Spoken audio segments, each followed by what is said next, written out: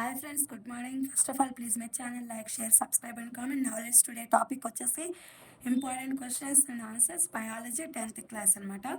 Phyto hormones cooperate and oppose each other to achieve growth in plants. How can you use this knowledge in everyday life?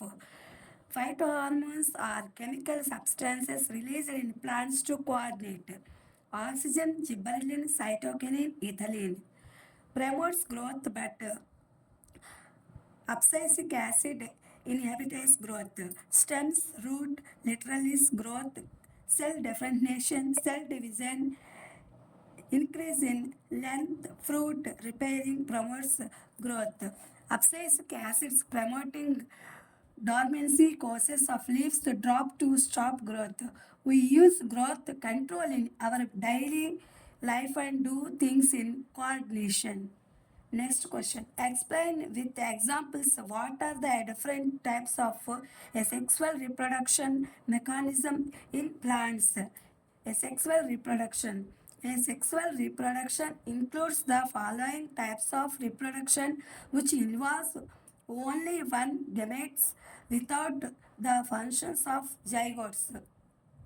Fissions, failures in brackets, an organisms that divides into parts by called division is called bifurcation.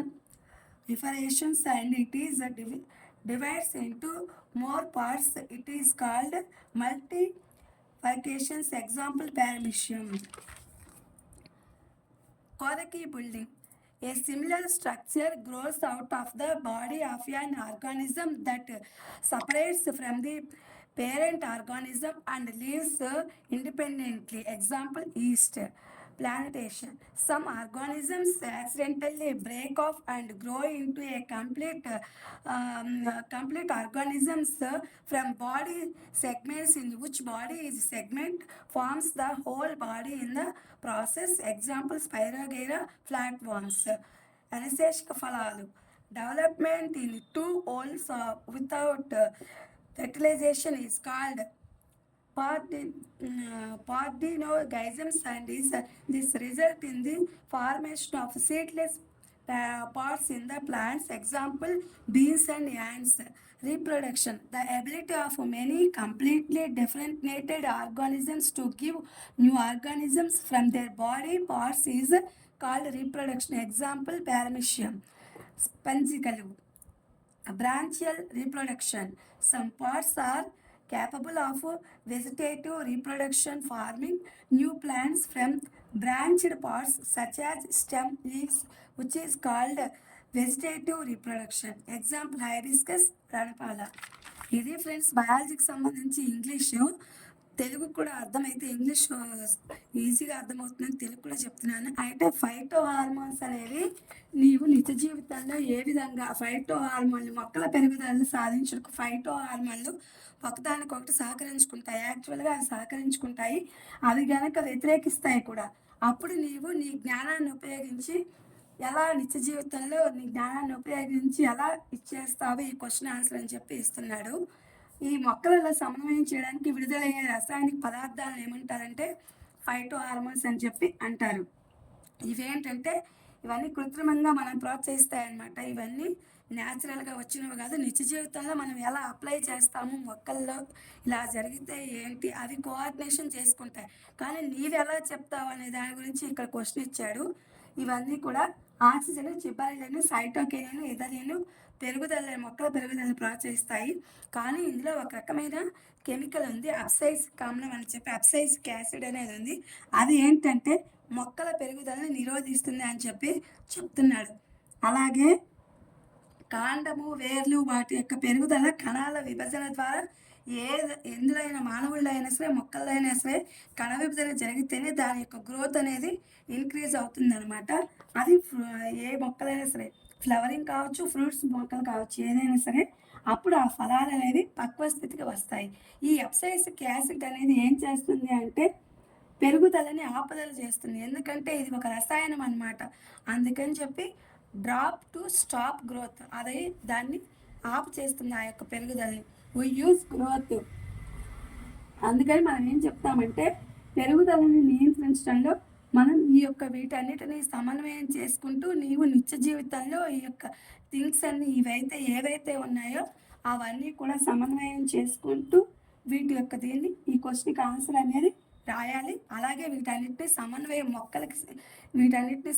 చేస్తూ ఉండాలి అని చెప్పి అప్పుడు పెరుగుతాయని చెప్పి చెప్తున్నాడు అనమాట.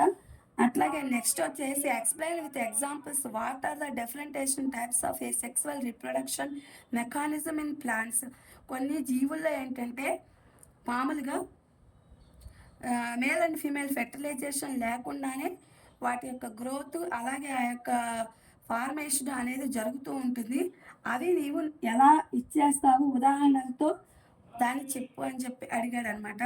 అదేంటంటే మొక్కలలో గల వివిధ రకాలైన అలైంగికోత్పత్తికి ఉదాహరణలతో సహా వివరించుము అని చెప్పి చెప్పాడు. ఇది వెరీ ఇంపార్టెంట్ క్వశ్చన్ అనమాట. ఎప్పటి నుంచో వస్తుంది ఈ క్వశ్చన్.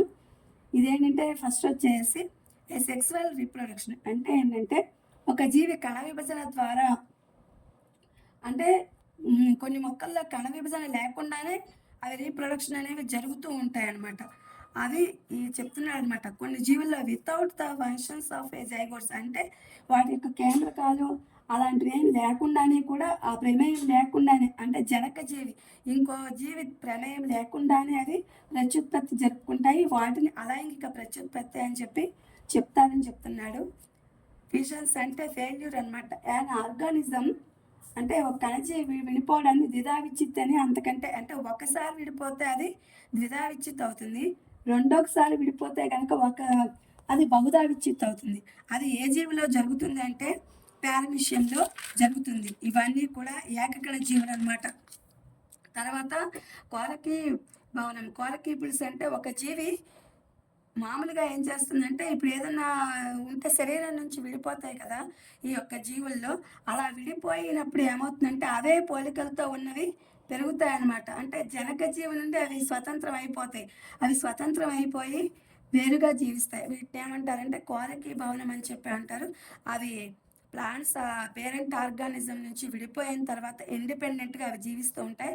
దానికి ఉదాహరణ ఏంటంటే ఈ ఈస్ట్ అనేది మనకు చాలా వాటిల్లో కనిపిస్తూ ఉంటుంది. ఇవన్నీ బ్యాక్టీరియాకి సంబంధించి ఉంటాయన్నమాట. దీన్ని మనము కలడు అలాగే కొన్ని రకాలైనటువంటి మొక్కల్లో జీవుల పెరుగుదలలో మనం చూస్తూ ఉంటాం అనమాట. ప్లాంటేషన్ అంటే కొన్ని మొక్కలు ఏంటంటే యాక్సిడెంటల్గా బ్రేక్ అవుతూ ఉంటాయి అనుకోకుండా. అదేంటంటే కొన్ని మొక్కలు ఆ జీవులు ప్రమాదవశాత్తు వాటి యొక్క ఖండాలు అనేవి తెగిపోవడం పడిపోవడం అలాంటివి జరుగుతూ ఉంటాయి. అలా పడిపోయిన దాని నుంచి కూడా కొత్తవి అనేవి ఉత్పత్తి అవుతూ ఉంటాయి. ఆ ఉత్పత్తి అనేవి హోల్ బాడీని మళ్ళీ ఉత్పత్తి చేసుకుంటూ ఉంటాయి. ఇవన్నీ కూడా కొన్ని రకాలైన జీవులు బ్యాక్టీరియాలకు సంబంధించిన అన్నమాట. ఇవి జీవిస్తూ ఉంటాయి. అలా విడిపోయినవి కూడా మళ్ళీ వాటి యొక్క భాగాల్ని అవి ప్రాసెస్ చేసుకునే దాంట్లో ఉంటాయి. వాటి తిరిగి ఆ యొక్క భాగాల్ని పొందుతాయి అన్నమాట ఆ యొక్క జీవులు. దానికి ఉదాహరణ స్పైరోగేరా ప్లాట్ఫామ్స్ అనమాట. అది దీనికి సంబంధించి ప్లానటేషన్కి సంబంధించి అనిషేషక ఫలాలు అంటే ఈ డెవలప్మెంట్ ఆఫ్ ఆల్స్ వితౌట్ ఫర్టిలైజేషన్, అంటే ఇది ఫలదీకరణం జరగకపోయినా సరే పార్టగాన్ సెన్స్ అని చెప్పి ఈ రిజల్ట్ ఏంటంటే ఫలదీకరణం జరగకపోయినా సరే కొన్ని రకాలైనటువంటి మొక్కలు అవి పెరుగుతాయి. వాటిని ఏమంటారంటే సీడ్లెస్, వాటిలో విత్తనాలు అనేవి ఉండవు. అవి పెరగడానికి ఎక్కువగా కారణమయ్యేవి ఆ ప్లాంట్స్ బీస్ అండ్ యాండ్స్, అంటే ఇవి చీమలు అనమాట. చీమలు వీటికి ఉదాహరణ అనమాట. ఇవి అలా వస్తూ ఉంటాయి. రీప్రొడక్షన్ అనేది ఇది ఏమిటంటే దీని యొక్క ప్రత్యుత్పత్తి అనేది విత్తరహితంగా జరుగుతుంది అనమాట. యానిశేషక ఫలాలు అనే దానికి వచ్చేసరికి అలాగే పునరుత్పత్తి అనమాట. రీప్రొడక్షన్ అంటే ఈ రీప్రొడక్షన్ అనేది తమ శరీర భాగాల నుండి వచ్చేటటువంటి నూతన జీవులు కూడా వాటి యొక్క బాడీలో అన్ని పార్ట్స్ ఏర్పరచుకుని రీప్రొడక్షన్ అనేది జరుగుతుంది. వాటికి ఉదాహరణ ప్లేనేరియా, స్పంజికలు అని చెప్పి ఇచ్చాడనమాట. తర్వాత బ్రాంచియల్ రీప్రొడక్షన్. ఈ బ్రాంచియల్ రీప్రొడక్షన్లో కూడా మనం వెజిటేషన్ అనేది వాటిలో జరుగుతుంది. వెజిటేషన్ రీప్రొడక్షన్ అనేది అది ఏంటి అంటే మనం చూస్తూ ఉంటాము కొన్ని మొక్కల్లో మనము కొమ్మ భాగాల్ని పెడితే అవి పెరుగుతాయి. దట్ ఈస్ ద బ్రాంచియల్ రీప్రొడక్షన్ అనమాట. దానికి ఉదాహరణ హైబిస్కస్, రణపాల. హైబిస్కస్ అంటే మందార, రణపాల అనే మొక్కలు మనం చూస్తూనే ఉంటాం. వాటి యొక్క కొమ్మల నుంచి కూడా మనం ఈ యొక్క మొక్కల్ని ఉత్పత్తి చేయవచ్చు. ఇది టుడే టాపిక్ వచ్చి బయాలజీకి సంబంధించి ఇంపార్టెంట్ క్వశ్చన్లు. ఇది మాత్రం very very important. Second question మాత్రం ఇది పబ్లిక్ ఎగ్జామ్స్లో అయినా వస్తుంది. అలాగే ఫ్రీ పబ్లిక్ వస్తాయి, ఫిబ్రవరిలో అప్పుడైనా వస్తుంది అనమాట. 20 మార్క్స్కి ఇస్తారు ఈ క్వశ్చన్. ఇది ఫ్రెండ్స్ టుడే టాపిక్ వచ్చేసి 10th class biology important question and answers. Please my channel like, share, subscribe and comment. ఇవి మీకు ఉపయోగపడతాయని చెప్పి అనుకుంటున్నాను. Thank you for watching. Thank you for our support.